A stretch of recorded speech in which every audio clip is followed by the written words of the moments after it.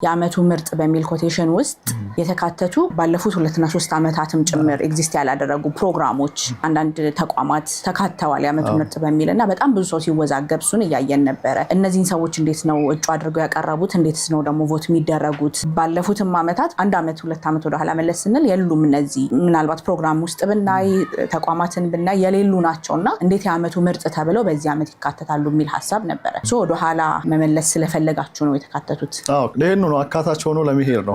የመጀመሪያው ውድድር ስለሆነ የአመቱን ብቻ እንውሰድ ካልን ምንተዋቸው ምን ዘነጋቸውና መመስገንና እውቅና መሰጠት የሚገባቸው ሰዎች ይረሳሉ። ትክክል ነው። ላለፉት 2-3 አመታት ሳይኖሩ አሁን ኤግዚስት ካደረጉና አገልግሎት እየሰጡ ካሉቱ ጋር እኩል እጩ ሆነው እኩል ድምጽ መሰጠቱም ትክክል ነው ብላችሁ ተገቢ ነው። ምክንያቱም የሶስቱን አመት ስንመለከት ለምሳሌ 2018 ላይ አመቱን በሙሉ የሰራ 2017 እና አክቲቭሊ እየሰራ ካለው ጋር ይወዳደራል። የአመቱ ብቻ ስለሚታይ ይሄ ለዘንድሮ ብቻ የሚሆን ነው የመጀመሪያው ውድድር እንደመሆኑ። ቀጣይ አመት ስንመለከት ግን አክቲቭሊ ስራው ላይ ያሉ አመቱ ሙሉ ሲሰሩ የነበሩ ሰዎች ናቸው እጩ የሚሆኑበት። በዛልኩት ተቋም አምናችሁበት ነው ይሄን ልታደርጉ ያሰባችሁት። ህዝብ ጋር ግን ስቲል ጥያቄ የሚያስነሳ ሆኖ የሚቀጥል ይመስለኛል።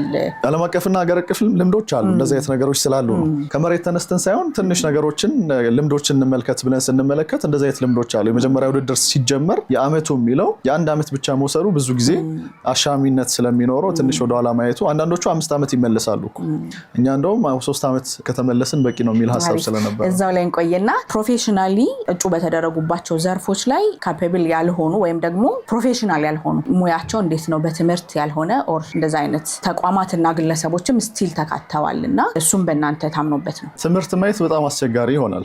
ምክንያቱም ሪያሊቲውን ከተመለከት ነው ሚዲያው ላይ የሚገኙትን ዲጂታልም ሜንስትሪም ሚዲያ ላይ የሚገኙትንም ከተመለከትን በተቋም ደረጃ ደግሞ የሚንቀሳቀሱትን ግለሰቦችን ተቋማትን ከተመለከትን እንደው በጣም ፕሮፌሽናል ሆነን እንንቀሳቀስ ካለን ብዙ የምናጣቸው ሰዎች ይኖራሉ። ስለዚህ በጣም ሪስትሪክትድ መሆኑ አስፈላጊ ስላልነበረ ነው። የሥራ ልምድ በሚለው ልምዱ ላይ በመቆየታቸው ልምዱና ስራው የሚታይ ስራ አይደለም። አብዛኛው እኛ እንደ ዘርፍ ያየናቸው ጉዳዮች ህዝቡ የሚያውቃቸው የሚያያቸውና በጣም ግልጽ የሆኑ ስራዎች ናቸው። ስለዚህ በቀላሉ መፍረድ የሚቻሉ ጉዳዮች ስለሚሆኑ ከማየት አንፃር ማለት ነው።